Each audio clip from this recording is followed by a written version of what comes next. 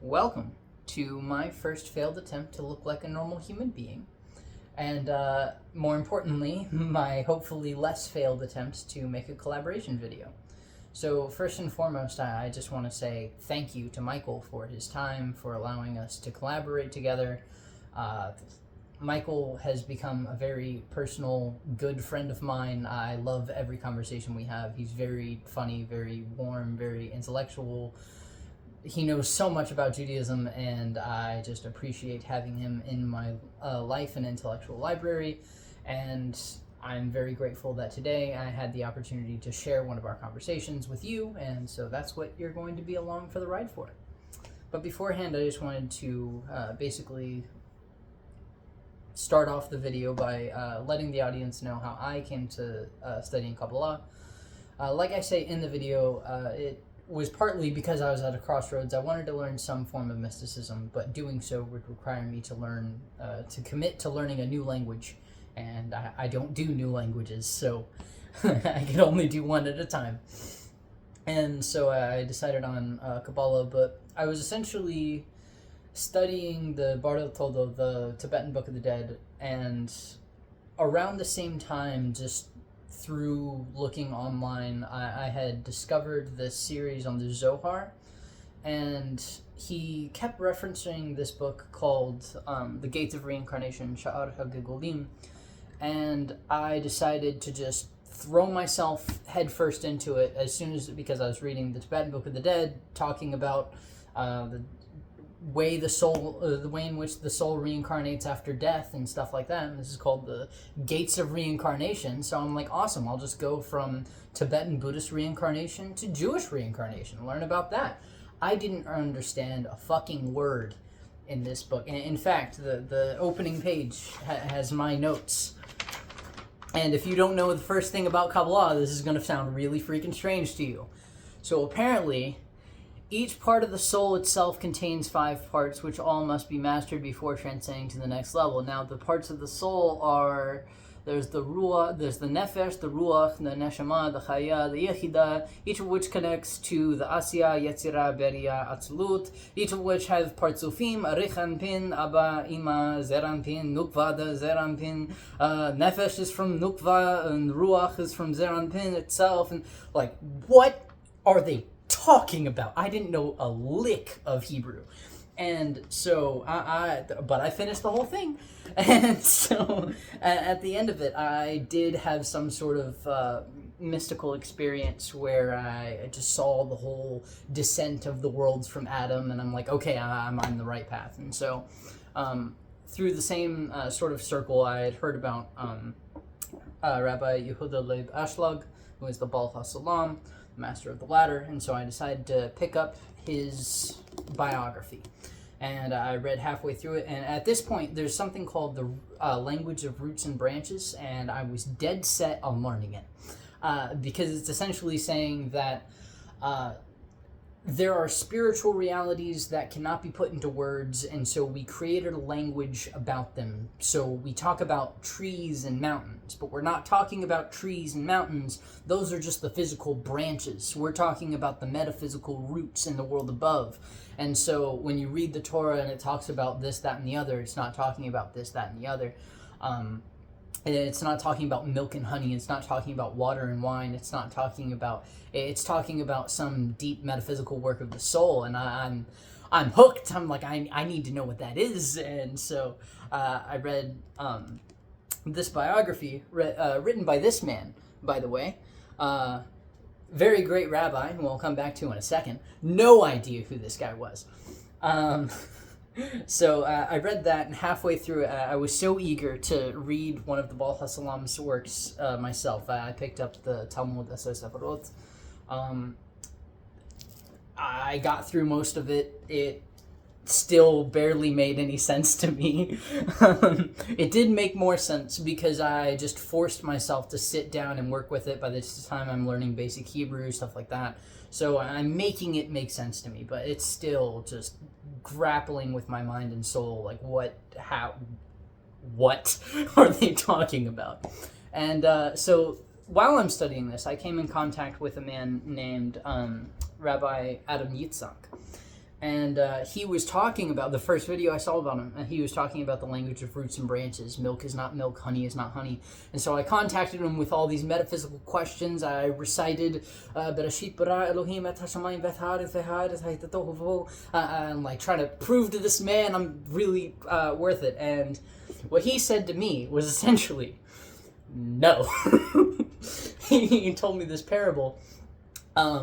Basically, if a man comes wanting to know the secrets of the king, conceal the matter. But if he comes wishing to serve the king, then teach him the matter, reveal the matter. And so he taught me, he took Kabbalah from this metaphysical speculation, algebra of the soul type of thing, to a very literal, practical, here's how you apply this in everyday life. And that was very nice. And it turns out that person who I had come in contact with, Rabbi Adam Yitzhak, his rabbi is this guy right here who wrote the book. And his rabbi is this guy's son, right? And so it's like this, I just fell right into the slot. And so basically, Reb Adam Yitzhak had a class on the Etz Chaim, the Tree of Life, and so I signed up for that course, and that is where I met Michael, the person who I will be talking about today. And just the last final note that I want to throw at you before I get into, before I lead on to the conversation, is why do I think it's important for Christians to learn Kabbalah? And some of you might know, probably not, but there was a movement in the Renaissance period where Christians tried to learn and integrate Kabbalah into Christianity. Sorry, I'm trying to flip through for a certain page and do it as though I'm not doing it, but I am doing it. And so, like, for example, one of the people in this movement, his name is Giovanni Pico del Miranda, and he died at like 23. He wrote a 900 thesis book. He wrote, this is a compilation of 3 books on the dignity of man, on being in the one, and Heptapolis. Heptapolis is essentially a Kabbalistic discourse on the 7 days of creation. So this is the kind of guy he was, and he died young, and so I adopted his last name, and I wanted to be like him, except for the fact that he writes stuff like this. I pray you, Christian brothers, to consider a little more attentively how true and sound the scheme of my interpretation is. Against the stony hearts of the Hebrews, it will furnish you with powerful weapons drawn from their own arsenal. And that is why Christians studied Kabbalah in the Renaissance period. Not for the beauty of the Jewish tradition, no, to take the Jewish tradition and to arm it against Jews. That's terrible. We should not be doing that. And essentially what I'm doing is sort of the reverse of that, maybe a little bit too far in the other direction. But I don't like the historical church as it has functioned as a social institution.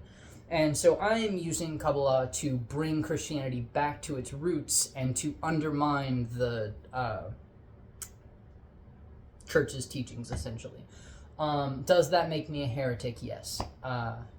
That's just what it is. But in my heart of hearts, I love Jesus, and I want to understand what Jesus meant. And so, like, for example, the parable of the new and the old wine of... Jesus turned water into wine, and then he gave the parable of you don't put new wine into old caskets, otherwise the wine bursts the skins and the wine is ruined. You put new wine into new caskets. And this whole thing is a metaphor, because in the language of roots and branches, wine means Torah. When you're hearing about wine, you're hearing about Torah. And so when he's teaching new wine, it's new Torah. So what is the new Torah? That is exactly what I talked about, and what I will talk about in a second. You've heard that it was said, you shall not commit murder, but I say to you, whoever is angry with his brother shall be liable to the court. He's giving a new teaching, but it's not a new teaching. It's a revivifying of the spirit behind the Torah in new words. And continuing with the parable, he says, people who enjoy the old wine, they say that the old wine is good enough, and basically let that be on its own. You don't need to shove the gospel down Jews' throats, because they've already heard it and they're tired of it. So it's not going to be effective of telling them to accept Jesus as the Messiah. The whole idea is just cultural appropriation to its core, and it's the whole thing's corrupt. And so essentially what I'm saying is I think it's important for Christians to learn this type of thing, but to learn it on its own terms, not to weaponize it against Jews, not to use it to prove that Jesus is this, that, or the other. Use it as a lens through which you can understand Jesus' teachings. When he talks about the right and the left hand, when he talks about turning the water into wine, when he gives the parable of the sower and when he sends people out, I can't think of exactly how it goes, but he sends people out one at a time to work and they all get the same wages. All of that is elucidated when you study Kabbalah.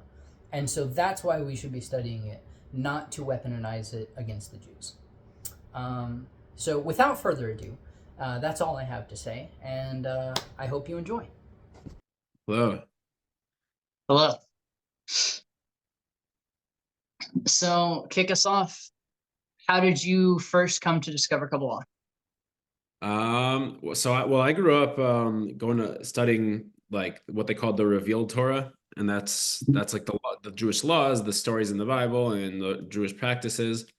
And Kabbalah is not really taught in Jewish schools typically growing up. There's a tradition that you're supposed to wait till you're 40 years old to study it. And some of my teachers that were the greatest scholars that I learned a ton from, and they're masters in the Talmud, and they know all of Jewish law like to incredible detail, like they spend their lives studying it.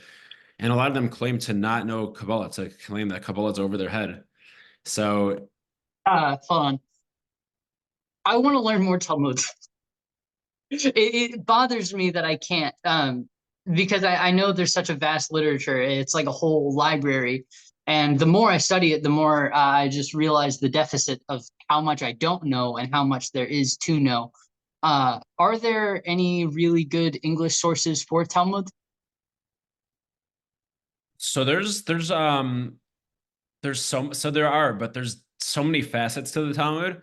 If you study the Talmud, it's a mix of laws, analysis of the laws, analysis of that analysis, like really analytical, logical thinking. That's one part. Then there's another section which is sprinkled throughout the Talmud. There's 7,500 pages in the Talmud and 67 volumes, 37 volumes. So sprinkled throughout is that. Then there's also stories, and there's also commentaries and super commentaries on the stories. And those are called the Gadata. And there's commentaries on the Torah. There's stories about rabbis, stories about sages. There's references that are a bit esoteric, and those are usually references to Kabbalistic concepts, just in a hidden way, like through allegory. So there's a lot of pieces to it. And so there's English books on each of those individual facets. You'll find like psychology in the Talmud, and they'll just compile all over like several parts of the Talmud that talk about psychological insight. They'll talk about humor in the Talmud and like find all the jokes in the Talmud. They talk about, so there's a couple of books I've recommended to people, and then there's some that like are really analytical that talk about the law and just summarize certain topics of law, and give you like, oh, here are 20 discussions of Jewish law and their analysis from the Talmud. So it depends what you're the most interested in. Personally, I think the stories are the most interesting if you're going to start out, because they're the most juicy. Yeah.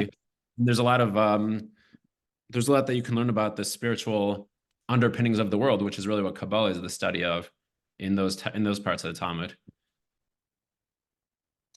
But what's interesting is that the mystics, right, Reb Chaim Volozhiner wrote this, that there's never a contradiction between the Talmud and Kabbalah. If you study the Zohar and if you study the Talmud, it's literally the same sages. The same ones that are analyzing the law are the same ones that are like teaching. Rabbi Akiva's in both. Rabbi Shimon's in both. Rabbi Elazar's in both. Rabbi Yochanan.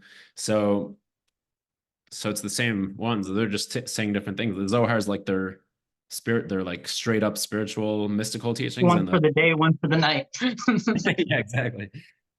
Oh, so how did I get from Talmud to Kabbalah?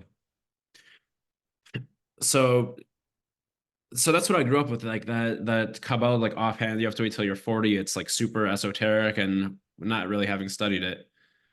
Um, then I came to a certain point in my life where I wanted to the way that I phrase this is that I wanted to feel like the love more, because there's always like the love and the fear side of things, you know. If you just study laws, then it's easy to get this picture of the world that, oh, I have to be doing the right thing, otherwise I could be struck down by lightning or something. Like it's a very fear-based way of approaching religion and like law. And I did not like at a certain point I started to feel like anxiety from it. Like, gosh, this is like life. I'm just like doing things, and like, yeah, there was certainly meaning in it, 100%. But I didn't like the fear was getting to me. I was like, I don't, is this really all there is to it? Like we're supposed to be afraid of like doing the messing up all the time? Is that, and so I wanted to learn more about the love side of things. And people describe Kabbalah as the love. It's like the why. It describes God as it talks about God directly, like going to the root of things, you know, like, and it describes God in a very loving way. And that when you learn about Kabbalah, like I was very interested to learn more about that so that I could reframe the laws, which are very close to my heart, but which I wanted to, approach in a more balanced way, in a way that I could understand it from a lens that's more loving, I would say, if that makes sense. Yeah. There is somewhere I want to go with that, but I don't want to interrupt you, so keep going. No, so that was like my initial spark of interest. And then I came across a teacher. I don't know how I found him. I don't know if I should say his name or not, but he has a platform, he has an app where he teaches like several hours. Teaches Zohar, but he also just teaches like Kabbalah basics, and he gives like the overall view of things, the overall theory in a very like condensed and clear way. And it was fascinating. So I listened to his classes, and then slowly one thing leads to the next. So then I found another teacher, and I heard his perspective on things. And then I found Adam on social media, and he introduced me to the world of Ashlag, of the Bala Sulam, which is a whole other explanation of Kabbalah, another school of thought. And all of it is very, very, very interesting. And I think it enriches life, because it, first of all, describes things always in a loving way and in a rational way, not like in a woo-woo way that's like, oh, I guess I'll just like hang out and like trust that. But it's actually like, it kind of makes sense that the way that Kabbalah describes the purpose of the world, the reason God created the world, our purpose in life, all of it kind of makes sense. And it feels like, intuitively, it feels like there's something there. And that's why I was drawn to it. Was that a similar a way in which you became interested? I mean, you didn't grow up going to Jewish schools, right? So Absolutely. Well, see, I grew up Christian, and it's hilarious because you mentioned the agape thing. Oh, well, the love thing, because the whole idea of Christianity is agape love. And one of the reasons I'm really drawn to Kabbalah, because I came to a point in my life, I grew up in church, loved Jesus my entire life for literally as long as I can remember. It wasn't an obligation thing. It was just like something about me loved God and Jesus, and I just felt called to it. But the more I grew up in the church, I saw the way that they talked about other people. So the Buddhists, the Hindus, the Taoists, the Jewish, the Muslims, everybody, and saying, we're saved and we need to save them because they haven't accepted Jesus, and what they do is wrong and it's idolatry, and we have the true religion. And it was that teaching, and it made me very uncomfortable of like how they talked about other people. And so I started looking into figures like Ram Dass, and it would just kept creeping up on me. And like I found that people who worshiped Hinduism loved God just as much as I did. And that was like an astonishing, blow my mind realization. Like that goes completely counter to what anyone ever told me in the church, of like, they're just idolatrous demon worshippers. That's all that they do. To know they love God. They really love God. And so that I started studying multiple religions, and this took me down a large rabbit hole. And I was at this crossroads when I was about 20, where I wanted to study some sort of esoteric tradition more deeply. But the problem with that is, if you want to study Tibetan Vajrayana Buddhism, you have to learn Tibetan language. If you want to study Sufism, you have to learn Arabic. If you want to study actual yoga, you have to learn Sanskrit. So I was basically at this crossroads. What do I want to learn? And I've always loved Jesus. And what did Jesus learn? Well, realistically, he would have learned Kabbalah. There's many different teachings saying he went to Egypt and he learned that. He went to India, he learned that. He went to Tibet, he learned that. But historically, what we absolutely know for a fact is that he grew up about 300 years before the Zohar was written in Galilee, speaking Arabic. Like he's in that same cultural zeitgeist nuance. And so my favorite image of Jesus now is as a Kabbalistic rabbi. This is a blasphemous thing to say. Who cares? I stand in the tradition of people like Agrippa and stuff like that, who basically think that they're not going against one another, but they're working with one another. And the thing you said about love is great, because that's, if you really look at Jesus's teachings from that angle, that's exactly what he's talking about. The thing you were talking about of all the laws, that's exactly like Judaism was as old as Christianity is now when Jesus was alive. And so they, as you can see in the Talmud, they have all these arguments about the laws. How many steps can you take on Shabbat? How do you do this? How do you do that? What about this? It's all these debates about laws and how you're supposed to live your life. And Jesus says, you've heard that it was written, if you commit murder, you shall be liable to the court. But I say to you, if you are angry with your brother, you shall be liable to the court. And so what he's saying there is it's not about the external, it's not about what you do in the world, about if you commit murder. It's if you have the root, because that would be the branch. It's if you have the root of anger. It's the internal intention. If you even are angry at your brother, you are guilty before the court. It's not just about the murder. It's about being angry. It's not about committing adultery. It's about having lust. And so he's taking all of the external things because there's plenty of stories of him breaking Shabbat and doing things that he's performing miracles and doing whatever on Shabbat. And the rabbis get really angry about him, about that with him. And he's basically saying over and over again, it's not about the externality of what's written in the law. It's about the internality. And then Paul puts this in a great message, like a great little condensed form of saying, not the letter, not by the letter, but by the spirit. So essentially, if we look at the Torah, it's not just you shall do this and you shall not do that. It's there's some loving impulse which gives rise to all of that, that if you focus on all of the laws and you lose the love, you've missed everything. And so the whole idea of Christianity is self-sacrificial love, and that is exactly what we find in Kabbalah. Yeah. It's like I was talking to, I study with a Kabbalist once a week, and he's steeped, and I asked him one time about the concept of soulmates. And one of my friends told me that there's a teaching in Kabbalah that we have 8 soulmates. I heard something like that. So I asked him, because I trust his, he's steeped in it. He's been studying for like 4 decades. And he said, if you heard something about Kabbalah and soulmates, you heard wrong, because Kabbalah never talks about your relationship to others. Kabbalah is all about, like you said, it's all about your intention. It's about your internal world. And, if you want to go deeper on that, you are a piece of God. So it's about God, which is really your higher self is a piece of God.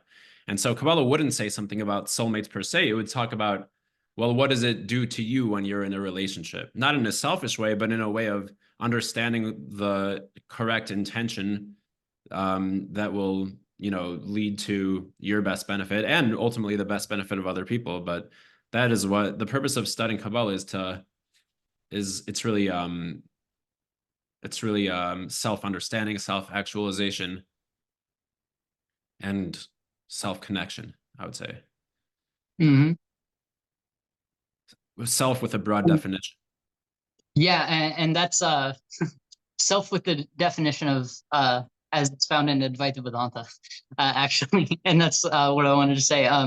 What I love about Kabbalah, it's not like compatible with other religions. It's like it speaks truth so articulately that when you understand the principles in Kabbalah, you can find it everywhere because it's speaking to some fundamental truth. So like, for example, one of the first things, because I came fresh off of Buddhism. Buddhism was my first, like, it's the first time I identified as anything except Christian. is when I discovered Buddhism. I fell so deeply in love with it. And that was right before I discovered Kabbalah. It's like when I reached the end of that path, I reached the beginning of the next path.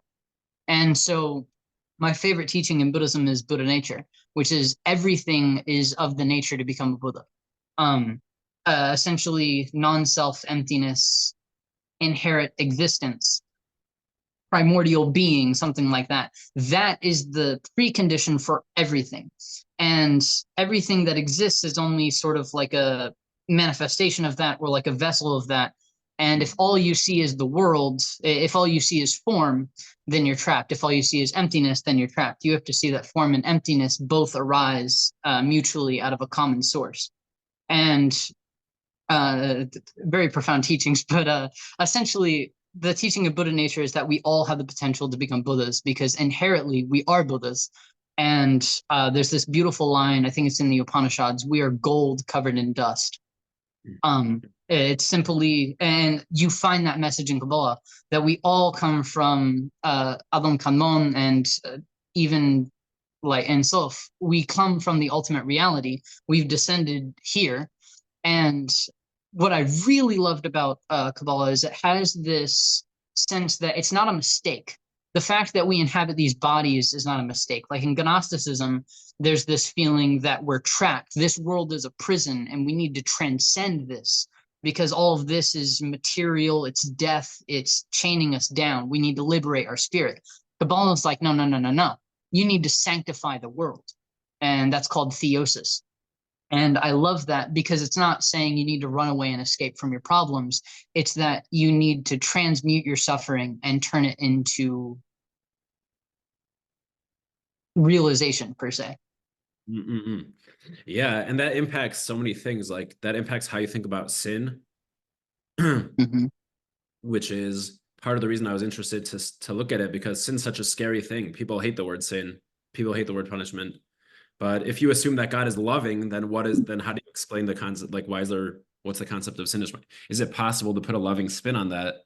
So there's a lot to say about it, but part of the answer is related to what you just said, which is that it's impossible to taint your soul itself. That's what the Kabbalists say, that your soul is always intact.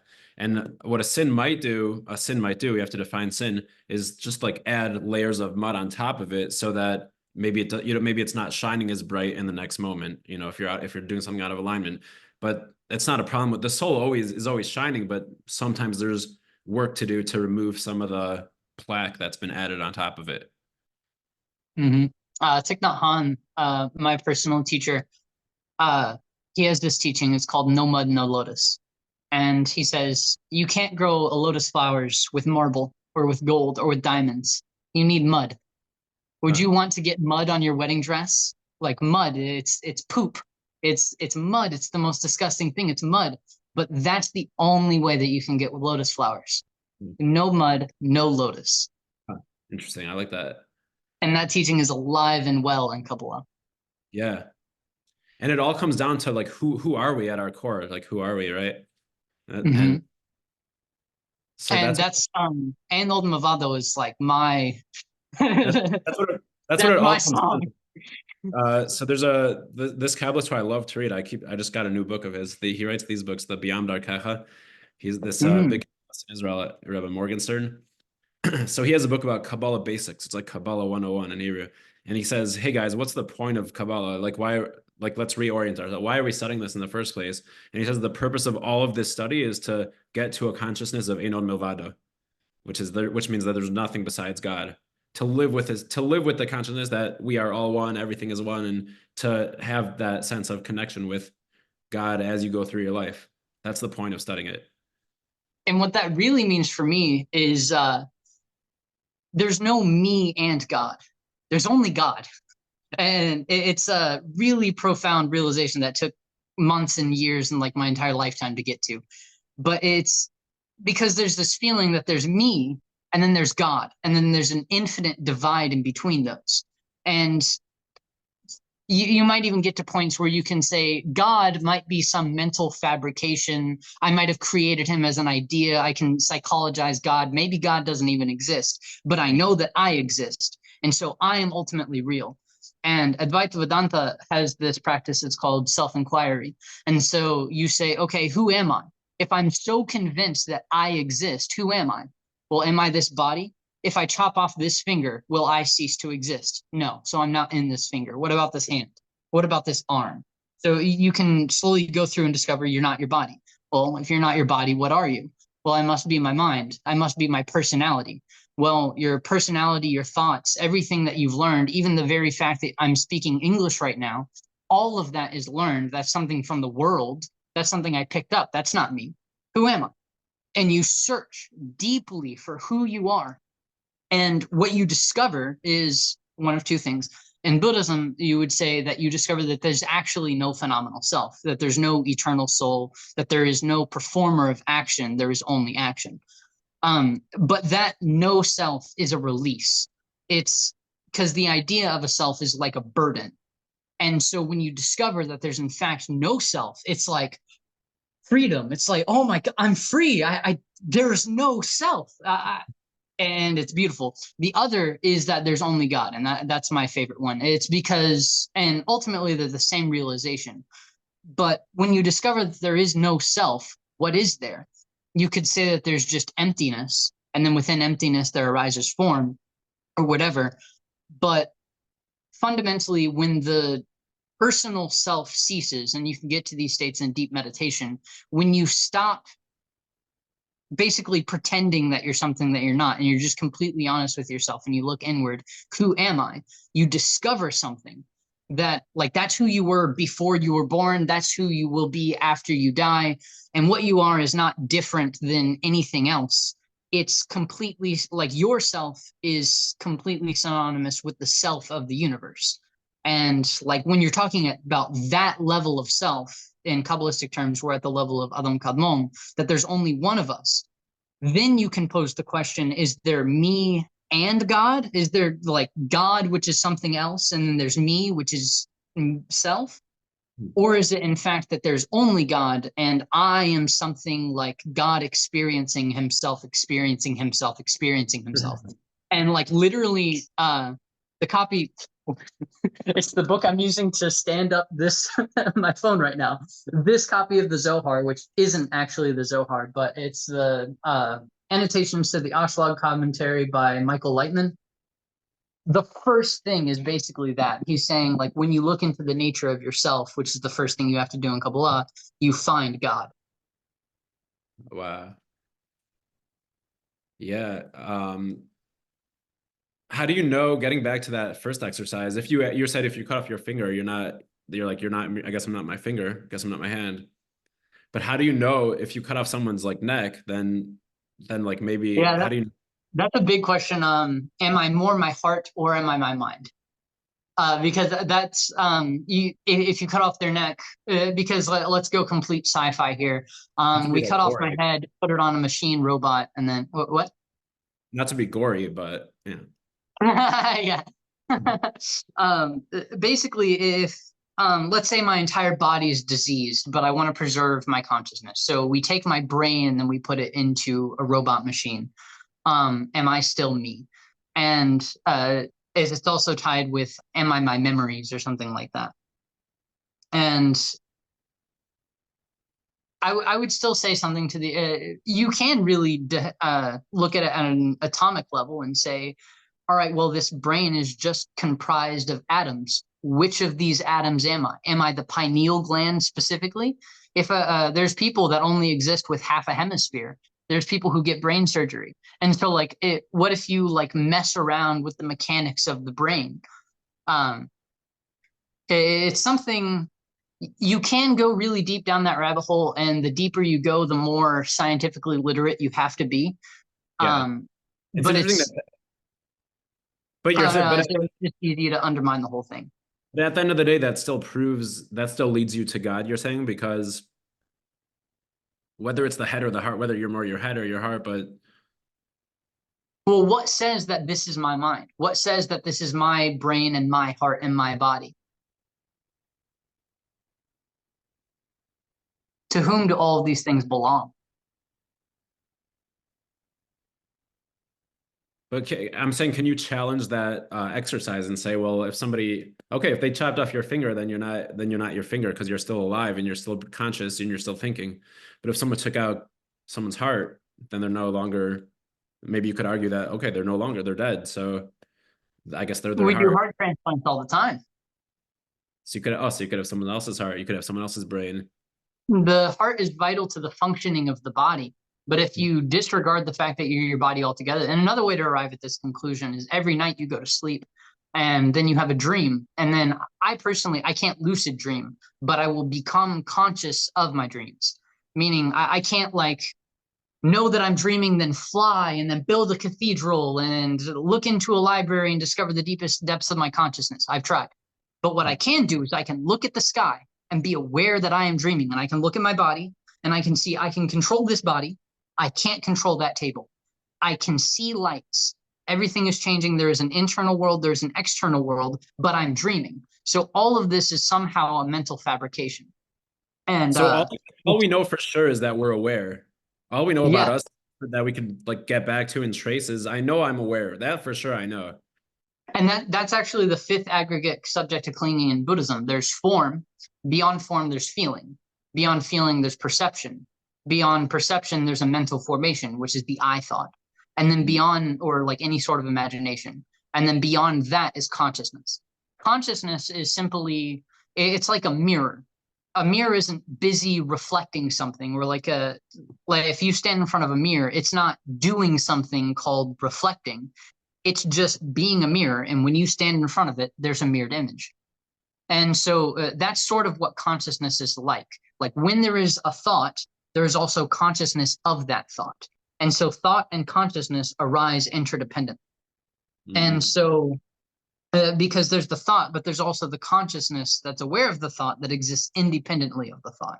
Right. But even that consciousness is like a subtle mode of existence of like it's thought consciousness as opposed to body consciousness, or as opposed to God consciousness, or as opposed to universal consciousness.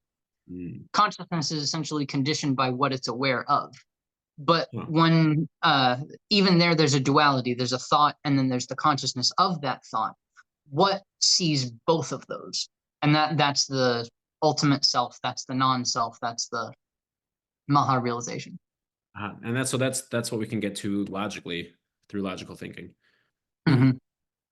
Do you think we can prove that God is loving logically? Great question. So I'm a big fan of the idea of a God that gives birth to both good and evil. Because if you say that God is good, which Christians have a habit of doing, you create the idea of something called a Hasatan, a Satan, an opposer.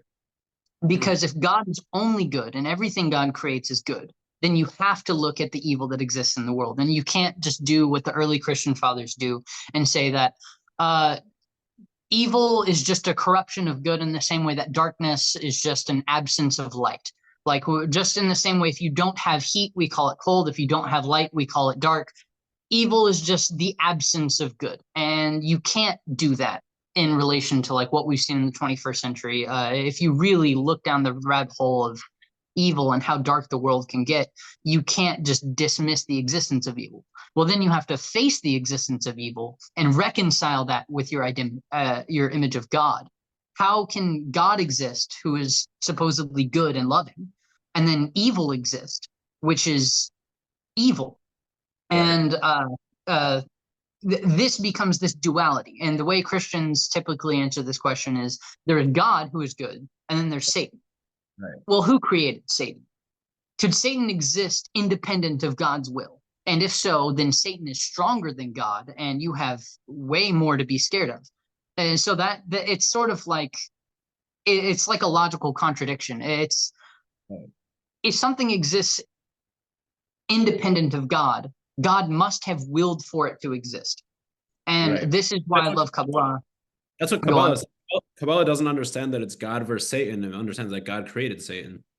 That's where I'm leading us into. It's you have to understand, you have to sort of disregard the idea that God is only good and look into, like, the way that I say it is God is God.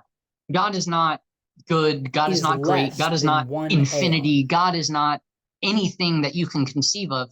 God is God. Like, God is God is God is God is God is God is God is God. There's nothing you can say about God other than that God is God. And when you understand that, and that all things arise from God, good and evil become like this primordial duality. Another one is order and chaos. And that's where we get, so out of Keter, you have Chokhmah and Bina, which give birth to Chesed and Gevurah.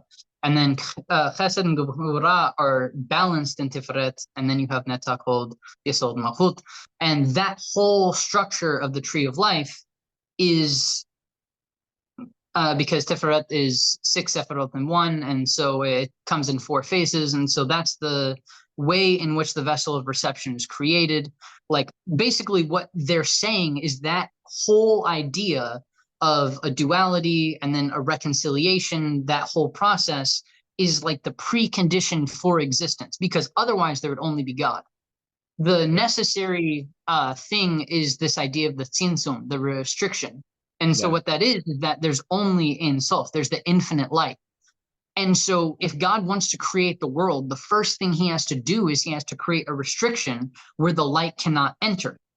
And then from there, he can create the 32 channels and like make creation.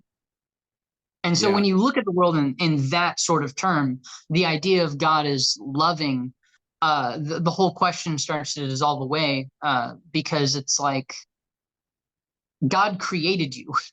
He wouldn't create the world if he didn't love the world, but the world is also evil. And so there's some inherent part of the dynamics of the world that must be evil, in the same way that there must be a predator and prey relationship for an ecosystem to be healthy.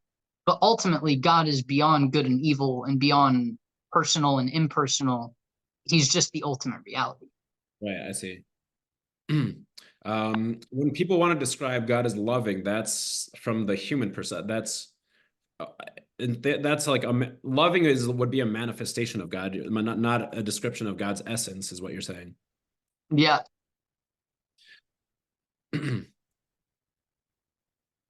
Because that would be God's relationship to the person or the soul's relationship to God. That is love. And that's actually the whole idea behind the Christian Trinity. The only thing is they say it only applies to Jesus. But the love that is shared between God and the Father and the Son, that is the Holy Spirit. And that's the Ruach HaKodesh and stuff like that. Yeah. And so, but I don't know if you've come across this in your Kabbalistic studies, but God is certainly described as good, tovu metiv, good and does good for others. Absolutely. And only described in positive language. And it describes human beings as his children.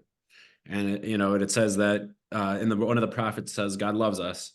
So and then the question is, so how do you reconcile evil? So one thing you described is that, okay, that's part of the process of Team 2. Maybe you could describe that as there has to be balance in the world. One way I heard that explained is that in order for us to have free will, there has to be the option to choose evil. Otherwise, we would never reap the benefits of and the pleasure that comes with, working hard to overcome challenges, to make our own choices in life.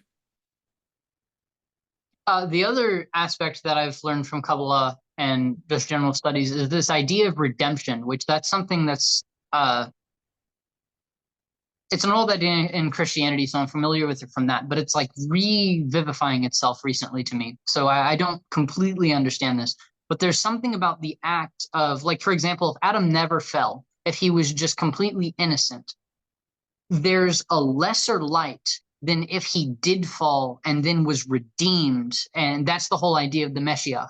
It's not only that did you not fall, it's that you did fall, but you didn't give up and you continued trying and you redeemed yourself. And then even like the despair that, like, for example, in the archetype of like at Mount Sinai, when they worship the golden calf, like right when Moshe is revealing, like seeing the law and everything, he comes down, that exact moment, it's the golden calf. And you just want to scream and throw your Bible out the window. It's like that sort of like anger. But then if there's a redemption that somehow makes even that worth it, it's like as cascaded as you were into despair, you get 10 times that more elated.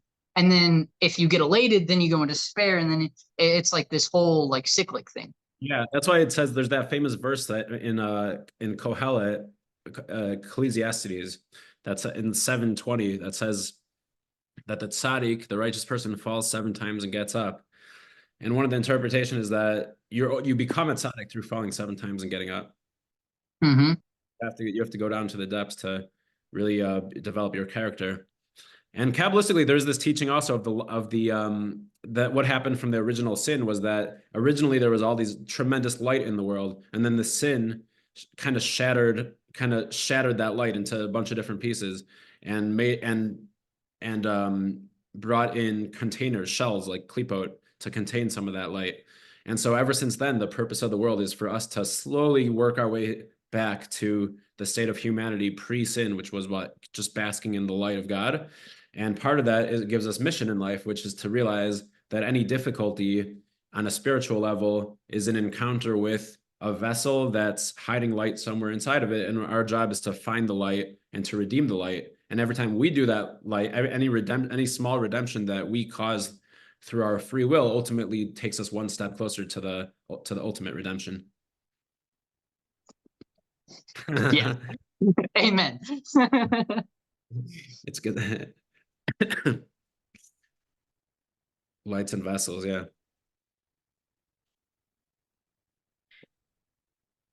Yeah, so the whole idea of is God loving and good?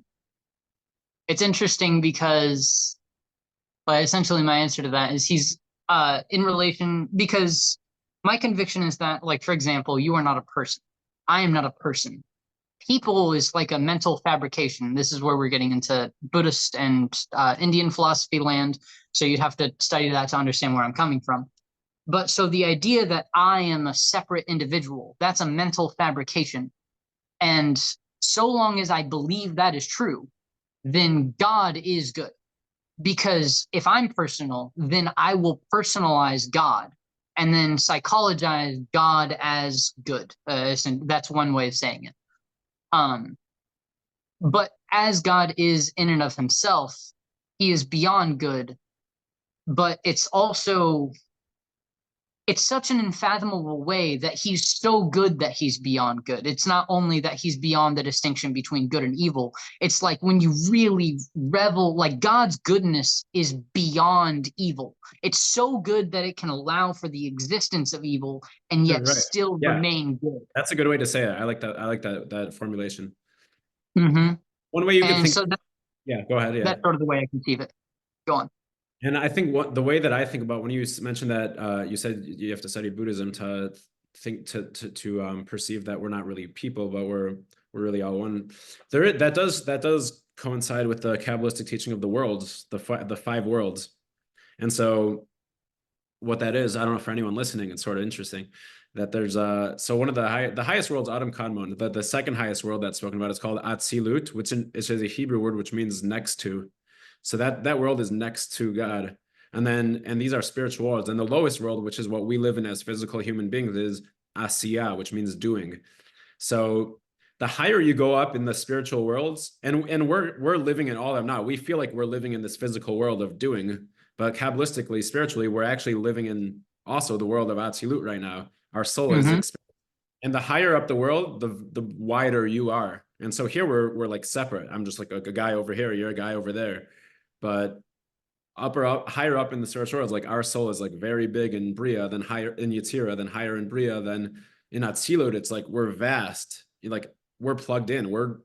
Our souls are like hanging out right now, like playing chess. Like they're touching, even though we're on opposite sides of the world. So not even playing chess, they're like literally maybe the same thing, perhaps. So I don't know. Maybe. Yeah, me playing chess with myself. Right. I'll be black, you be white. And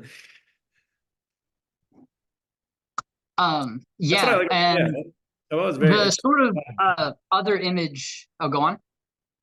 Yeah, no, I was just gonna say that, like what's the purpose of this conversation? Is this just interesting to think about, or like why is this very practical to Ooh, know? before then, let me Yeah. let me get done with my iridescent idea. Okay. Basically, the other side of that is that this world is illusory. And this is something you can lean into more or less heavily as you want. But the whole idea that this world, the entire existence of this world, is based on a false supposition, and like it's basically some persistent illusion, and that ultimately it's not real. Like one way you can say that is because everything's always changing. Everything without condition is impermanent. If it was born, it will die. If it came into being through change, it will cease to be through change. And that's the Buddhist way of saying it. And so if you look on, and one of my favorite things about Buddhism, they have these scales of time, which is like, for example, one aeon is, if you were to take a piece of fabric like this and to put it in the beak of a bird, and then you were to take a mountain that was 6 miles high, 6 miles long, and 6 miles wide, and once every 100 years, you took that bird and it rubbed the cloth against the mountain once every 100 years, the amount of time that it takes for that cloth to dissolve that entire mountain, and it talks about hundreds of thousands of millions of billions of aeons. And so it's working on these giant scales, incomprehensible scales of time and space. And so one of the things that it basically says, like once you think in that mode, everything that we experience in this physical lifetime is just like, as the Grateful Dead said, a dream that we dreamed one afternoon long ago. It's like basically just an ephemeral illusion, something that we buy into that we think is real, but ultimately it's not. Hmm. And Yeah, so it's like we have same the idea with Satya. right. It feels real from our perspective, but one day we'll But have once you like go into the higher worlds, you realized, this is just the result of our chess game.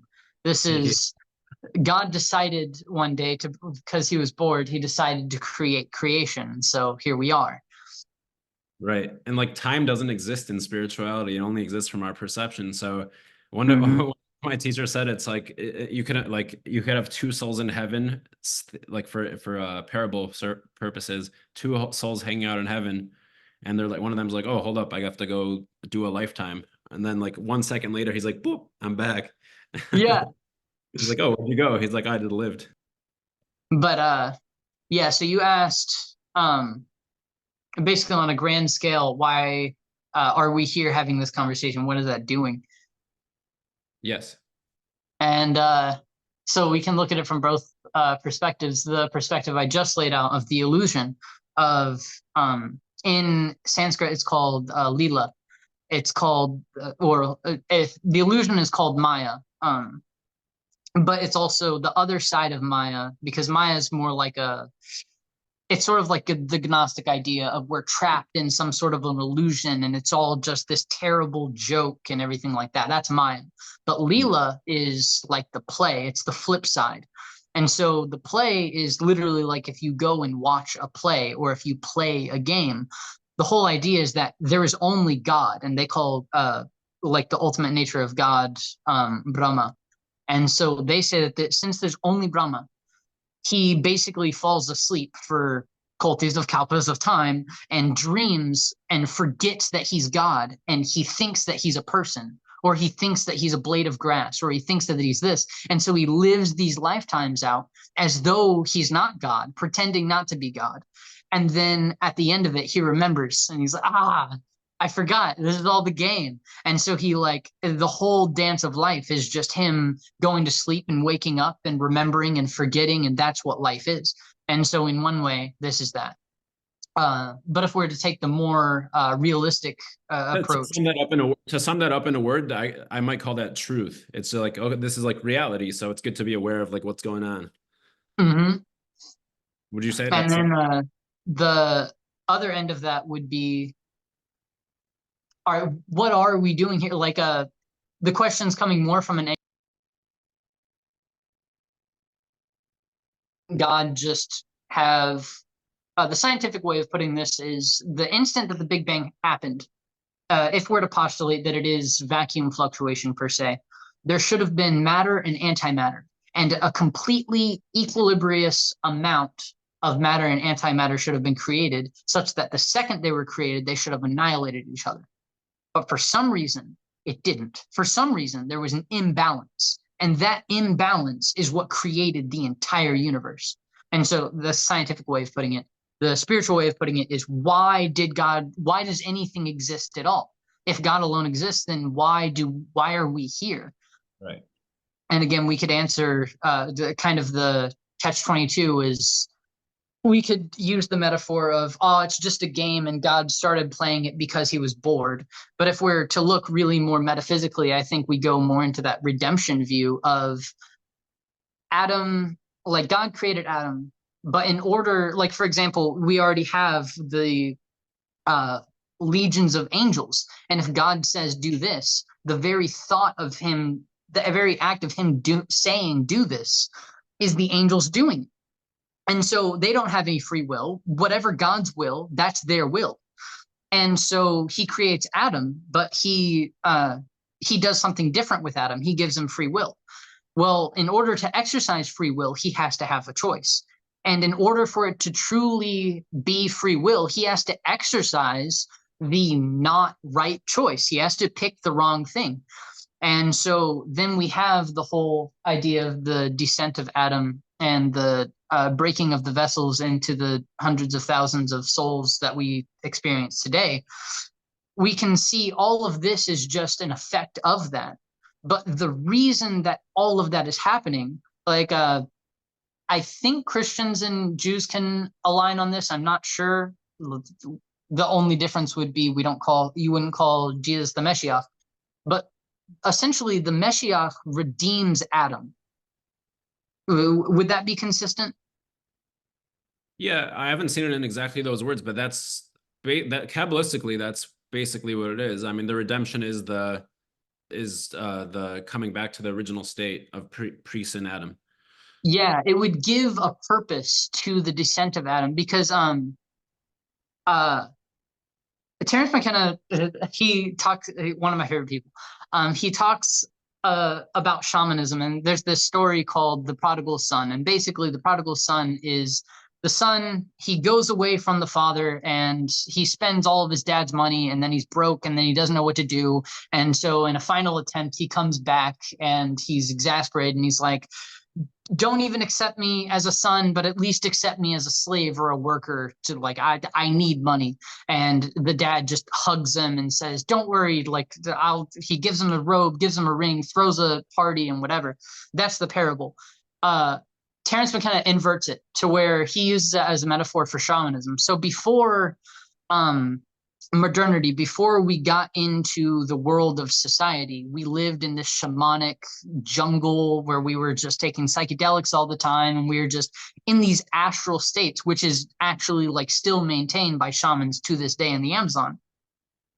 He says we came out of that into the world of physicality, and we did it for a reason. Like, this isn't all for nothing. Look at what we have now. We have the internet. We have the ability to manipulate the energy that activates the heart of stars. You know, we have AI, we have robotics, we have technology, we have machines, we have all of this physical thing. Like, we've rather than begging back to the Father, we're not going to return empty-handed. We're going to return and say, look what we did. You know, we fell and we kicked our own asses, and we fell 100 times, but we did it. We actually did what we set out to do. And so if we apply the same idea, the whole idea of the fall is so that, yes, we fell, but there's something that we got out of it. And whether we call it technology or whether, because on a physical level, it would be technology, the ability to go off, blast out into the stars, and then inhabit the entire universe. That would be cool. That's one reason that it could have been done. Another reason is the more spiritual transformation of what it's like if you've ever experienced major suffering in your life, the experience of that is everything was going good. and then something tragic happened out of nowhere, and you were just blasted into chaos, and all you knew was suffering for so long, and you're just grappling with what it means to be alive, and every identity idea that you had about yourself is just shattered on the floor, and you can't get it back. But out of that, there's, again, to use the word redemption, there's something, you don't just return to where you were before. You are better than you were before. And although you would never wish suffering on somebody else, you are so thankful that you went through the period of suffering that you did. It wasn't voluntary, but because it happened, you became a better person.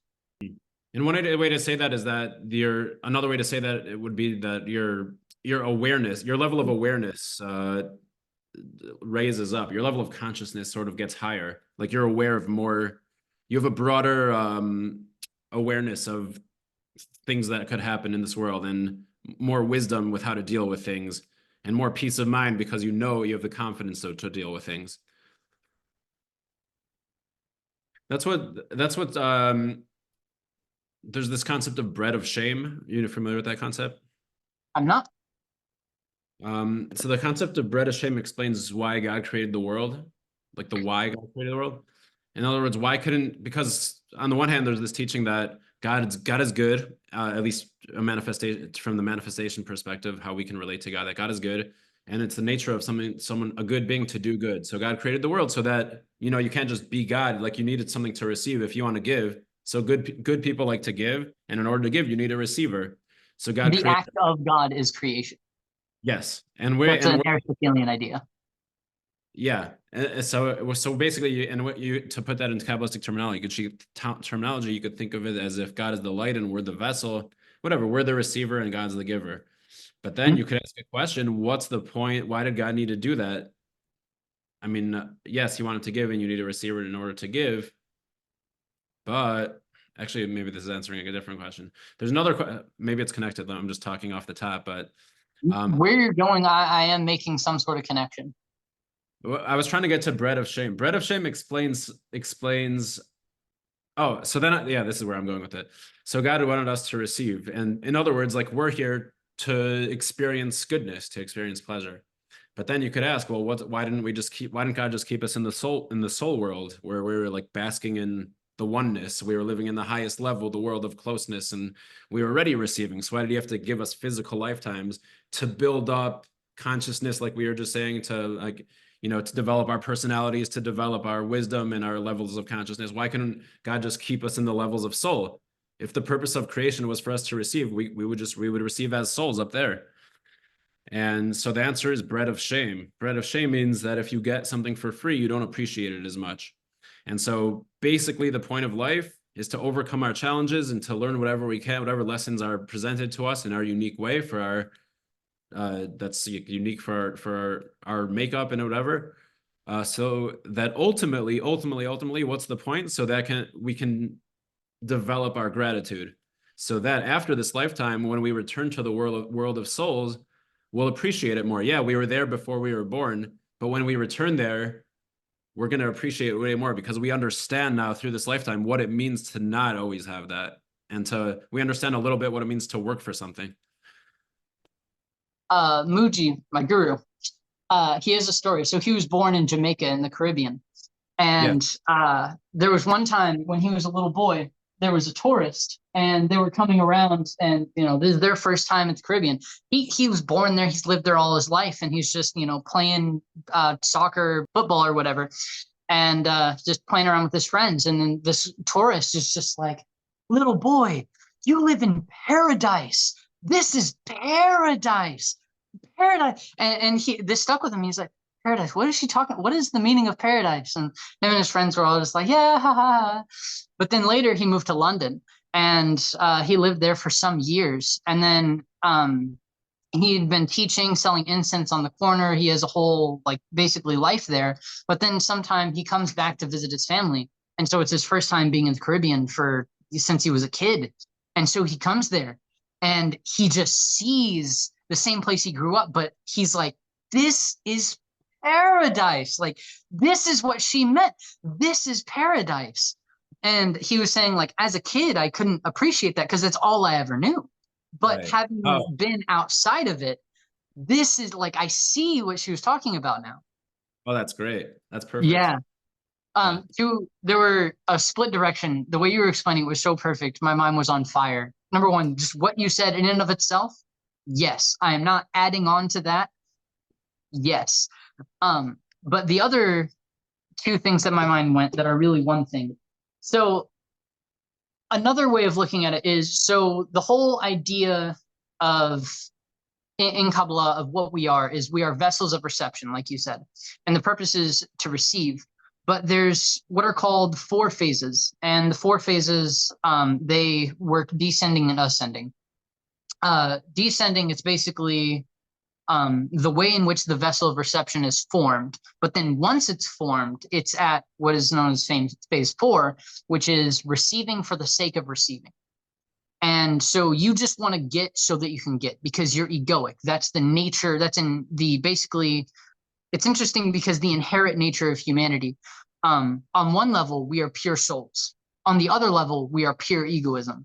Those two are completely reconciled in the human being somehow. It's like undeniable. We have the same thing operating in Buddhism, but it's just interesting to point out. But so for all intents and purposes, the inherent nature of humanity is receiving for the sake of receiving is completely selfish. Now, the first step on the path is giving for the sake of receiving. And this is like giving to charity so that you can get a tax cut.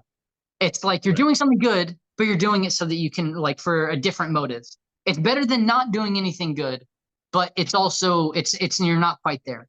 The third is giving for the sake of giving, which this is like sort of Christianity and Judaism had it flipped. This like messed with me for so long. But for me, I thought the aim is just to give for the sake of giving. Kabbalah says that's the second to last, because there's a step even beyond that, which is to receive for the sake of giving. And this works in two ways. One, there's a story of a monk who people would come to his house and try to give him stuff, and he would say, no, I don't want material possessions. Get away from me. And then other people would come and they would need something and be like, hey, I want something. Can you give me a gift? And he's like, I don't own anything. Go away from me. And he realized that he was making both people sad. And so what he started doing is that when people wanted to give him a gift, he would take it and he would say, oh, thank you, and then let them go on their way. And then when someone wanted to receive a gift, he would take the gift and just give it to them. And so that's one way of receiving to give. And the other is more in line with the bread of shame. It's like the inverse of that. You're the way I heard the same idea, actually, I just heard it's slightly different. It's the parable of the wedding banquet. So someone, well, not the wedding banquet, but your friend loves you so much, they wanted to prepare a banquet for you. And so they made you all this food, completely surprised. You didn't do anything to deserve it. They just made it because they love you. And so you walk into your house and there's every food that you love is just laid out on the table. And he just wants to give it to you. He's so happy. He spent all day making, he just wants to see you enjoy it. Now, you might feel guilty because you didn't do anything to deserve it. Why am I going to have this whole feast? But the thing is, the giver wants to give it to you. So you receive it, but you don't receive it for your own sake. You receive it for their sake because they want to give it to you. In the same way that if your grandma knits you a very itchy sweater, you wouldn't want that sweater otherwise. But your grandma made it for you and she wants to give it to you. So even if you don't like the gift, it doesn't matter. You want to receive it to give her joy. That's the whole idea of receiving to give. And that's the completely perfected soul. Yeah. And I have a couple of things to say about that. One is that I think that could be a novel concept, that your intention actually makes a difference. I'm sure there are worldviews, maybe you're familiar with them. I don't know, that it matters. All that matters is what you do and not your intention. But here, Kabbalah emphasizes that there's a totally other spiritual level of intending to give versus intending to receive, even if you're physically giving at the same time. There are some other places, but Kabbalah really shines in that domain. That's really right, for sure. Another thing is that that's a very practical tip when it comes to prayer. And so what the mystics say, that there are all these different tips, like how can you make your prayer more powerful? Or in pop spirituality, people will say, how can you manifest most powerfully? And so spiritual, like in Kabbalistically, one thing you can do to make your prayers really more potent is to intend when you're asking for things that I'm not just asking for this for myself. I'm asking for this so that I could share it with others. I want money, but listen, I'll give charity. If you let me have money, I'm going to share it, right? And then your intention is to receive in order to give, which is purpose of creation. And then the last place my mind went with that is the idea of the Shekhinah, which is a very novel idea. I love it. It's the idea that the physical world, and us included, everything, is the feminine aspect of God. And so you can now conceive of the world and God in a husband and wife sort of covenant. And that's the whole idea behind like Song of Psalms and stuff like that. But the real novelty there is, I think, rather than, and this is again in line with the redemption arc, it's not only that you fall and you return to where you were before, because what we are is we're vessels of reception, where all we do is receive the light. But it's almost as by going up through the 4 phases, when you give for the sake of receiving, another way of saying that is you can be a co-creator with God. And that's the other like Maha answer to that question. Why are we here? We're here to be fellow creators with God. Point blank. And like, that's such a profound and deep and blasphemous statement. Like, what do you mean? But it's like, maybe in the perfect rectification of the soul, where we are all just the like manifestation of the Shekhinah, there's God and then there's us, and we're creating side by side, and we can create, like, this is a Kabbalistic idea that we can create olamim. That's the whole idea behind the Sefer Yetzirah, that we can create worlds. Yeah. And this is what some of the Hasidim talk about this a lot, that the purpose of life, you were talking about before, the conflict between we're ego and we're soul. So how do you deal with that balance? And so one of the answers to that question is the purpose of life itself spiritually is to be a chariot for the Shekhinah. In other words, to be God's representatives in this world. Like sometimes I think about it as if, you know, that I don't know if you ever played Tony Hawk, the video on the N64. Hey. It's like a throwback. There's a level in there where you can play versus, and so someone's red and someone's blue, and whoever does the trick with the most points turns that half pipe into red. Or if somebody does another trick on the same half pipe with more points, then they turn it blue. So everything, so there's like, you get like every part of the world, you feel like, oh, I could add maybe some godliness over here. Like we could do learn about what some of God's traits and embody them and share them over here. And then that way be a chariot. In other words, be sort of like a messenger, God's messenger in this world. And that way you can elevate physical things to become spiritual. And that's like saying, there's a concept of saying a blessing on it before you eat, a bracha before you eat. And in that way you elevate the food to be to make the act of eating spiritual. And that's another example also of receiving in order to give. They say a story about one of the Hasidic rebbes that most people say a bracha in order to eat. It's like, I want to eat this apple, but there's a law that I have to say a bracha first. So I guess I'll say it, so that unfortunately I have to inconvenience myself to say the bracha so that I could get to my apple. But the Rebbe you eat so you can say the bracha. Yeah, the Rebbe said, I eat so that I could say a bracha. I want to infuse this apple with godliness. That's why I'm here. That's so beautiful. That's the Orthodox Christian idea of theosis, because theoria is divine contemplation. Theosis is there was this heresy of essentially going around by the Gnostics saying that the world is evil and materiality is to be condemned, and the Dominicans were highly against this, and same with the Orthodox Church. They're saying, no, you missed the entire point, because the whole idea that Jesus is fully man and fully God. They wanted to deny his manhood and say that he was only God, he was only divine. And to say, no, they would say, you missed the point entirely. the fact that he was man was part of it. Like that's part of the whole deal, because it's not only to deny the material in order to attain the spiritual, it's to make the material spiritual. And I would definitely say that they had that, like basically a foreshadow or like a taste. That is where I think Judaism shines like absolutely nothing else that I've studied, except maybe with the exception of um, Bhagavad Gita, because it talks about karma yoga. But Judaism says you don't go off into the mountains and renounce life. You don't become a yogi or a monk and just do that.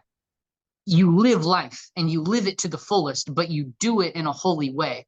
And so, and by doing that, you are making life spiritual. Yeah, that's awesome. I didn't know the Bhagavad Gita has a similar concept. Oh, I love. I why can't I think of what's the name for song in Hebrew? Shira, Zimra. Yeah. Hebrew translation for the name Bhagavad Gita is just Shirahad de Adonai. It's the song of the Lord. That's what that means in Sanskrit. Huh. And that is that a Buddhist text? I'm not familiar with. No, it's a Hindu text. It's part of Okay. the Mahabharata literature. I have it right here. It's literally this small, if without commentary. This is it. Huh. And and it's actually, I do want to talk about this a little bit because it's extremely similar to Judaism in this regard, because it's a conversation that takes place on the battlefield. That is the whole premise. There's a family, and part of the family wants to screw over the other part of the family by taking all of the land that's inherited towards them. And so there's this war going on. And so Arjun, who's basically David, and he's having a conversation with God in the form of Krishna, and he's saying, I will not fight. I cannot, even if I win and kill my family, it won't be worth it. And if I lose, I would rather lose than fight my family. That's essentially the premise of it. And so while this war is raging on, we have the Bhagavad Gita, and it's essentially it's so many different teachings about the soul and everything. But one of the main teachings is karma yoga. And karma yoga, karma is action and yoga is union. So it's like the union of the soul through action or something like that.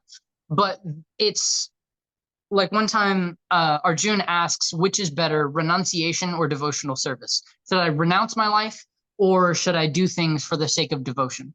And Krishna says it's better to do both. But devotion is better, and here's why. Because when we renounce something, you shouldn't just renounce it externally and just like it's the same thing as what Jesus was saying. It's not that you should renounce murder and not murder. It's that you should renounce it from the inside. You should renounce the whole idea of anger. So, like, for example, you don't have to sell all your possessions and be broke on a literal level. You just have to become disinfatuated with the idea of money. Don't covet money. You don't have to never have sex. Just don't be lustuous. Don't look at other women. And so real denouncement and detachment is from inside. And what you should do is you should live your life in such a way that you do it spiritually, and everything you're doing is in the service of God. Interesting. Yeah, so it sounds very much in line with that concept of dira betachtonim, giving God a house in the lower worlds. Ooh, I like that. Interesting. And that's another reason why it's practical, because like if you think about that, like what's the point of that? Why would God want us to make him a house? Why does God need that? But the answer is no. God, we were created to receive, and so ultimately that's for our own best benefit, because we sort of live here, and like the process of life is sort of discovering who we really are on the deepest of level. As one of the rabbis said that one of the Chabad rabbis said that there's two ways to live. You can think of yourself as a body, or you can think of yourself as a soul. And when you think of yourself as a soul, well, first you have to learn what a soul means, and to learn that you have to learn what God means. And when you learn what God is, and then you ultimately learn what you are. And when you learn about that, you're like, wow, I'm incredible. Like I'm unbelievable. If God's unbelievable, I must be unbelievable. And then that's a tremendous feeling of pleasure. And and it gives you motivation, and it gives you enjoyment, and it gives you confidence, and all the things. And then coinciding with that is when you realize that that's not particular to you, that truth is synonymous for all sentient beings. It's a completely humbling experience, because not only am I God, my wife is God. Not only is my wife God, my enemy is God. Like, right, every single one of us is God. Yeah, exactly. Yeah, I'm glad you said that. And that's, by the way, I think that's why, that Harvard study, the Harvard longitudinal study, there's like 100-year Harvard study that, not 100, now they're up to like the 75th year or something. They started in the early 20th century, and it's the happiness study. And they surveyed people that were at the time in their 20s. Now they're like, they're still tracking them like once or twice a year. They interview them. And now the oldest participants are like in their 90s, and they track their happiness levels, which is obviously somewhat hard to measure, but they interview them and they assume that they're being honest, whatever, to the extent that they can, that they measure happiness, and they want to know what makes people happy in life. And they found that it all comes down to relationships. And why do relationships make us so happy? And that's spiritually, you can explain that because, well, if I'm just here alone and from my ego perspective, I'm separate from you. From my soul perspective, I know on a deep level we're the same thing. So when you develop a relationship with another person, you experientially start to feel that you're actually a soul, because you experience the other person, and the more time you spend with another person, the more connected you feel with them. You start to see yourself in them, and they start to see you in them, and you feel like, wow, we're actually a lot bigger than just the two of us, and that must mean I'm bigger and you're bigger and we're part of something bigger. Yeah. That's the personal feeling, even though like Jesus isn't a physical person, but that it's the same thing that I've always had. Like, intuitively, I didn't learn this from a book. I don't know how to explain what Jesus is like, because it's not a person, and it's not merely just a collection of stories. It's like an intention. It's a part of myself or something like that. And it's always been there. But it's the same thing. The more I adore Jesus, the whole idea is that he died for us. And so he loved us. And so it inspires this question, like, why does he love me? What is lovable about me? Because he represents God. So why does God love me? And it must mean because he sees something in me. Well, what does he see in me? Well, what do I see in him? The very fact that out of everyone in the entire world, I'm able to see someone who's so self-sacrificial and loving and teaches like these profound teachings about the oneness of humanity. If something in me is able to hear that, then that must mean there's something in me that is of that same nature. And so it's sort of this back and forth between mind, soul, and his, where the more I adore and fall in love with him, the more I see about myself. And it just becomes this dance that goes back and forth. Yeah. And it's interesting that you can learn about, it's like you were saying, if you learn about God, you learn about yourself. You can also reverse engineer it and learn about God by learning about yourself. Like the Kabbalist told me this. He's like, I think I was asking him, how do you know God is loving? I think maybe I asked him that once. And he's like, well, do you like love? I'm like, of course. He's like, well, that's a sign that God does, because anything that we like we're the branches and God's the root. So you can sort of learn about the root by studying the branches as well. As above, so below. I can't think of his name. Esoterica, Dr. Justin Sledge. I've been binging him recently. Shout out Justin Sledge. One of the things he talks about is that the standard model that we usually see of the Sephiroth is like, we should kind of disregard that, the idea that Keter's on top, then it's Pokemon and Bina. I love his image. He describes it's more like a soap opera, that these are the 10 characters that God plays. And so, like, for example, Chesed is loving kindness, and Geburah is like sternness or discipline or something like that. How do we know that God is loving? Because we're loving, but we're also angry, and we're also jealous, and we're also joyous, and we're also shy, and we're also this and that. So the 10 Sephirot are like these aspects of God and they're characters in a soap opera. So it's not that they're always in this stagnant mode of this one's on top of this one and next to this one and connected through this. It's like sometimes this one falls in love with this one, but then this one betrays that. And then it's like this, it's this, he talks about like if you read the Zohar, it's like a dynamic interplay between all of them. And I like that because it's just he's basically saying that the mind of God is just like your mind. It's not like this eternally immaculately pure, just never changes, stationary, Platonic ideal type of thing. It's like a living, breathing, has emotions, and they all play with each other in the same way that you play with yourself or play with other people. Yeah, that's really interesting. That connects to another teaching I heard that that there are multiple, we talk about this a lot offline, but me and you, that like there are so many different ways in the world to connect to God. I mean, I study mainly Judaism. And so in Judaism, there's 12 tribes. And there's a tradition that each of the tribes had their own court system. They each had different customs.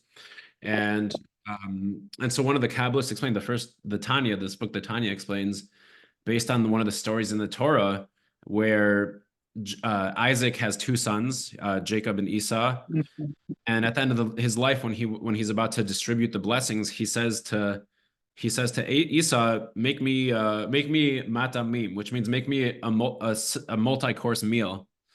So he says, why did he need multiple courses? He's probably he was a prophet, a very spiritual man. He's asking for like 2 courses. Why isn't meat a night? He can't just do like a keto diet. He can't just do like only have meat like Jordan Peterson. Why can't he just? So he says, no, like just like human beings enjoy variety, so too God enjoys variety, whatever that means. And so God That's enjoys 613 mitzvot. Yeah, that's why we have 630 mitzvot. That's why we have 12 tribes. That's why there's different ways to connect. And that's the precise reason why I study comparative religion, because and like I get hate for this all day, because like people say pick a lane. They say if you're studying a little bit of everything, then you can't study deeply into one thing. And it's like that's not true. It's like I've entered through one path all the way and I arrived at the final conclusion where I realized that everything is God. There's no separation from God. That's it. And so, and again, the whole realization of that Hindus love God just as much as I do. And so that inspired something in me personally to study different religious traditions. And it's the same, like I'm a nature human. I love nature. That's all. Like, my ideal reality is literally just living in a hut in the woods forever. I love looking at flowers. I love trees. I love fruits. I love watching water. And one portion of a forest is different from another portion of a forest, which is different from another forest altogether, which is different from another biome. All sorts of different things in nature. Like if you observe nature, it's different. Each tree is different. There are no 2 trees that are exactly the same. Each one manifests in its own beautiful way. And you don't judge a tree saying this one should be a birch or that one should be an oak or they should look like this. It's like you appreciate the distinctions and the beauties of each and every one. I do the same thing with religion. Yes, I understand that on some level, theologically, Buddhism and Christianity are juxtaposed and that they can't be reconciled. But they can. And the art is finding out how they can, exactly how they can and they can't, seeing where they coincide and where they diverge. And if you look into the history of Hinduism and Judaism and like all of these different things, if you appreciate each one, and like, for example, Christianity, because I'm most versed in it, we can call it one thing, but it's not one thing because number one, you have different churches and different schools. So you have the Russian Orthodox, you have the Roman Catholics, you have the Protestants, the Methodists, the Baptists, the Apostolic Church, this church, that church. All of them are like just these different sects which are at war with one another and then collectively at war with everyone else. And like from that angle, it sucks. But on the other, like the flip side of that is each one is beautifully distinct. Each one has its own like idea of what the Trinity is, what the gospel means, how we should incorporate the Old Testament and what we should leave out, what we should bring in, what about the Apocrypha. If you read all of these things, it doesn't look like they can coexist. But the fact that they all exist means that they're like beautifully distinct. And I just have this general faith that people who write these things, like on very literal, people who really like write these things are genuine about it. They're telling the truth. Like the Buddha's not going to lie to you. Krishna's not going to lie to you, or whoever's reading the Bhagavad Gita, they're not going to lie to you. They're telling the truth. And so you have the Jews, the Buddhists, the Hindus, the Muslims, the Christians, the whatever. They're all telling the truth, but you get these different images. And it's just what you say. It's like, I have this intuitive feeling that God loves diversity in the same way that I do. Yeah, and I think it's awesome that you do that. That's why I love, part of the reason I love talking to you is that you have all this knowledge from like all these different things and you've combined it. And I really like how you try to find the commonalities and, you know, argue the point that there's more in common than there is separate. And I think that's a really important message, obviously for humanity, but also just like, it's very interesting to study. One analogy I heard to describe what you're describing is the mountain analogy, which is that like we sort of live life at the bottom of the mountain where like there's so much we don't know and we're all just trying to like grasp around and like what are we doing here? I don't know, but it's a mountain, and so you can climb the mountain a bit, and at the top of the mountain, the people at the top of the mountain with the highest consciousness, the highest awareness, the most wisdom, a mountain gets, you know, narrow and narrow and narrow. So the people at the bottom, like we feel like we have nothing in common with us. We're on opposite sides of the mountain. But as you climb the mountain, like the highest up in this school of thought and the highest up in this school of thought of like, we've come to a similar realization because we, you know, we've both risen. Three things. One that's I don't know if Ram Dass invented that, but he used that analogy a lot. I like that. He's where I get my comparative study impulse from. Two, that point precisely in every faith is when you make the leap of faith. There is a point when logic is exhausted. And if you really want to go full unio mystica, if you really want to go to the divine, there's a point, like logic is the top of this mountain. And if you really want to go into it, you have to jump. And anything can happen. It's like, it could be a dark night of the soul. It could be an ecstatic union. All of this, and almost always it's happening at the same time, and then they're oscillating, and it's this crazy thing. It goes beyond your mind, and you find that in Sufism, you find that in Kabbalah, you find that in Christianity, you find that in yoga. There's always a point where you're at the highest point, and then if you really want to do, like, go all the way, you make a leap of faith into the boundlessness, and then you dissolve, and there's only God. And like that specific point, or the non-self, that specific point is where they do all meet. And the third thing, Reb Dov Kohan? Can't think of his name. You introduced me to him. Sure. What up? Rabbi Dov Berkon? Yeah, him. Shout out. I love him. He just gave a similar metaphor the other, like literally just yesterday, and it has an interesting innovation. Because from the bottom of the mountain, he like actually climbs mountains, or like he'd be in the mountains. He would be climbing, and he liked being alone, so he'd go ahead of everybody and try to get to the top faster than everybody else. And so everybody would look at him at the top, and they would say, "Oh, look how great he is! He's the greatest." But he's at the top of this mountain. But once you get to the top of the mountain, all you see is the peaks of the other mountains rising way above you. And you realize, and for him, it's a humbling experience. Like, other people think that he's great because he made it to the top of the mountain. He looks at all of the other mountains he still has to climb. And it's like, yeah, you've reached the top of one mountain, but what about the next mountain and like the highest of highs and everything like that? Yeah, it's an interesting thing that what you were saying, that you have to jump in order, like it takes faith by definition. Like you have to kind of take a jump in order to reach to the next, in order to meet the next level. It's like that's why I like emuna as a verb or as an action rather than just like an attitude. Yeah, that's why I made this video yesterday about my theory that the world is here to train us to have faith, because it's like we don't want to. We human beings, by nature, we want to control things. We want to know how everything's going to work out. And so it's very hard I think it's very hard for us by nature to just trust and let go and trust that things are unfolding and have faith. It's unsettling on some level, but yet life seems to be designed to train us to be that way, because people become happier when they trust more. People become admired when they trust more. You know, people feel respected when you trust them. So it's like the hardest thing, but it's like the most rewarding thing and the most, yeah, basically. Yeah. Someone was saying, I don't know if this is related, but I read that when you look at, I don't know how much time we have either, but I'm not counting. It's up to you when we stop, man. I'm going like, I can't see how long they're recording. It's probably like over an hour by now, but Yeah, something like that. I was just thinking about this the other day that when you look at a tree, so I think I read when you look at a tree, you get a reduction in cortisol in your brain scientifically. Like we relax when we look at nature, when we look at trees.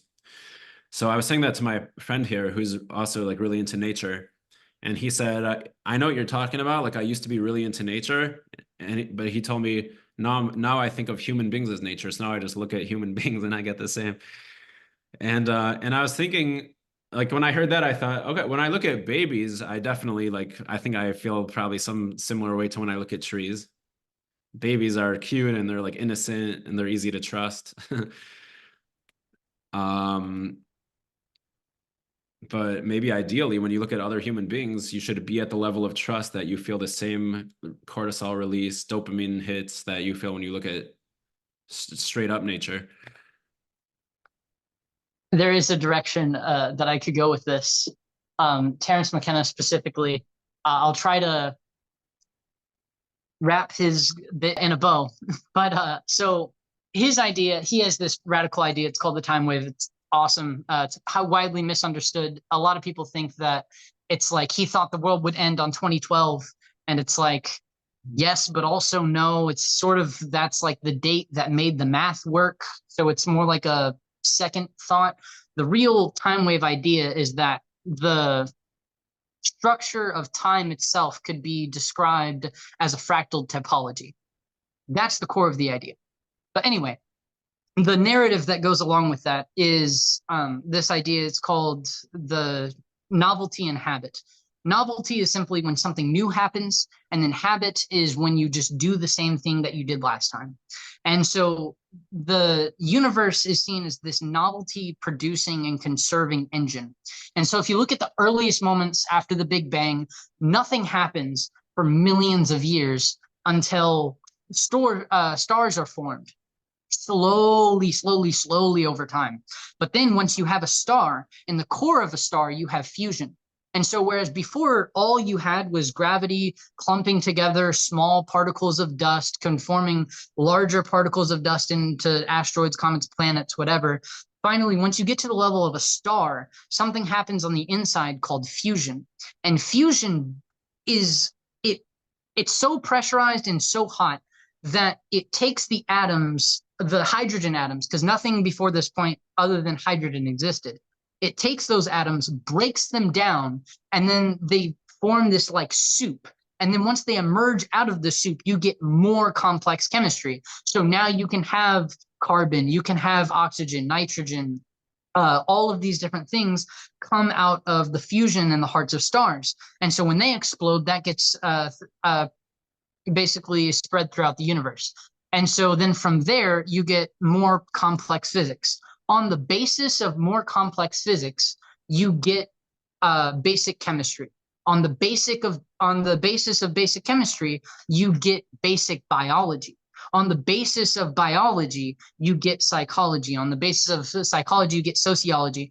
And so his view is that the universe is this thing which it doesn't start at the beginning and then go forward. There's some great attractor at the end of time, and we are being pulled into it. And so what humanity represents is the cutting edge of this entire process. So from the Big Bang until now, everything has been leading up to us. And so we are just the most novel form of novelty itself. We are the most novel form of the universal nature. And now we're even giving birth to AI, which is like the next level. Like just as monkeys preceded us, we're just another link in the chain. And then we're giving birth to the technological revolution. And so in that way, all of this is a part of nature, an expression of nature. It's very interesting. It's like reversed Simsum. Oh yeah, yeah, yeah. Like we're going back, like we're getting closer. No, yeah, actually, you that is I'm going to ponder that for a while because you are not wrong. Because the same thing, one of my favorite things about the light, the idea in Kabbalah that the light descends down to Malchut, it then reflects and ascends back up the Keter. And that's like we Oh, always talk about it from Keter to Malchut, but it's equally as from Malchut, like it's the steps right. of the ladder to get back up. It's the same exact thing. And I do love that reversibility and interchangeability of how you can look at it both ways and derive like new meaning from both. Yeah, it's interesting. Like we're described. There's a verse that says that the soul, the human soul, is Ner Hashem Nishmat Adam. That God's candle is the soul. Like the soul is basically like compared to a candle. And what do we know about candles? They're always like they don't want to. The wick's holding them down. It seems like they're annoyed by the wick. They're like, let me go up. They're always trying to rise up to. Buddhism has the same idea. What? Like they Sorry. use the same metaphor of a candle, like the body is the wick and the flame Yes. is just like burning it. Yeah, and that's why it seems like we're constantly expanding. Like AI is the next thing, but we're just getting better and better. We're like we just want to like realize we just want like self-realization. We just want like what else could we do? Transcendence. Transcendence. Yeah, that's a good word.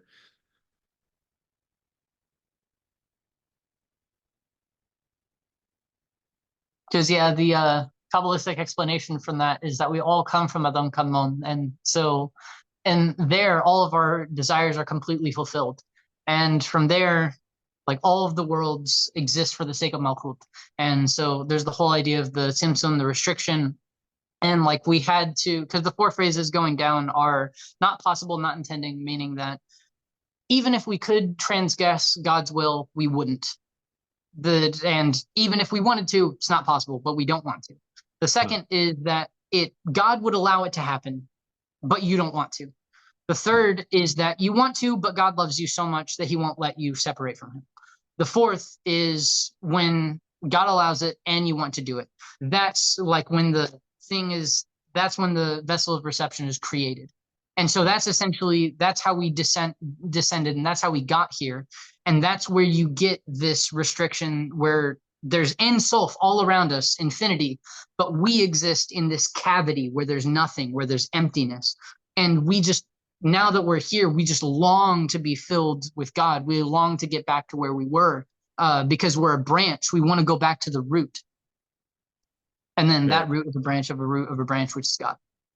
Yeah, I love that. And I was just talking to my friend about something like a weird application of that same concept, which is that why like we feel connected. I don't know if you have this experience, but I don't know where your ancestors came from, but people feel connected to the lands where their ancestors lived. So we also feel connected to our roots in this world, our physical ancestors, and like where they lived. For some reason, like we tend to feel connected to those lands. I don't know if like, there's no indication that I'm Native American. I know technically I'm like 164th or something, like that's at most. But I feel and it also comes from the Christianity thing because the more I learned about the history of the Christian church and how it impacted like physical reality, the more disgusted I am. And as much as I love Jesus, I cannot stand identifying with the historical church because like the things that they did to the Irish, to the Native Americans, to stuff like that. And so like part of it comes from that. But um I don't really know where my ancestry comes from, but I have this primal connection with the land where I'm from.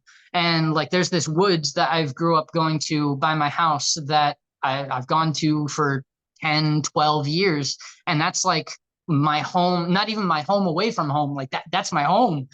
And like I have that feeling of this land, but it's not like I don't like what America like. I don't like the government of America. I hate it.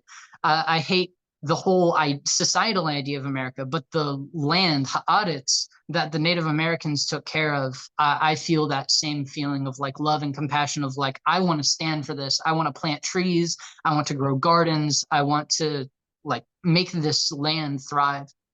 That's awesome. That's beautiful. Yeah, there is, it feels like there are some lands some cities at least that we feel more connected to, some parts, maybe some spots within nature. When I lived in New York, people call it the concrete jungle. Hmm.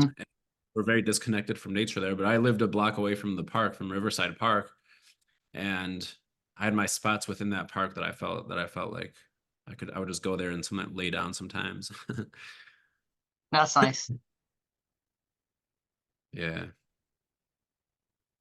Nice. This was a good discussion. Should we I agree. I would probably wrap it up here. yeah. I enjoyed this. Me too. Should I stop the recording? Where can Parting people find words? you? Any parting words? Oh yeah, where can people find us? Well, I'm on Instagram, Michael Max, MichaelMacks. I'm also on TikTok, though I know TikTok might be banned in the US pretty soon. Yeah, I haven't been posting on YouTube, but maybe I'll post this on YouTube. you should do it. How about you? Where could they find you? Israel Miranda, Mirandala, IZRYEL .MIRANDOLA. It's just a jumble of words when you're saying it out loud. Yeah. Yeah. I for my video, I'm gonna add an introduction to sort of explain the Mirandala name, but yeah, Awesome. Israel Mirandala, basically everywhere. Instagram, YouTube, not TikTok. Nice. Awesome. Well, namaste, shalom. Great talking to you. You too. Shalom.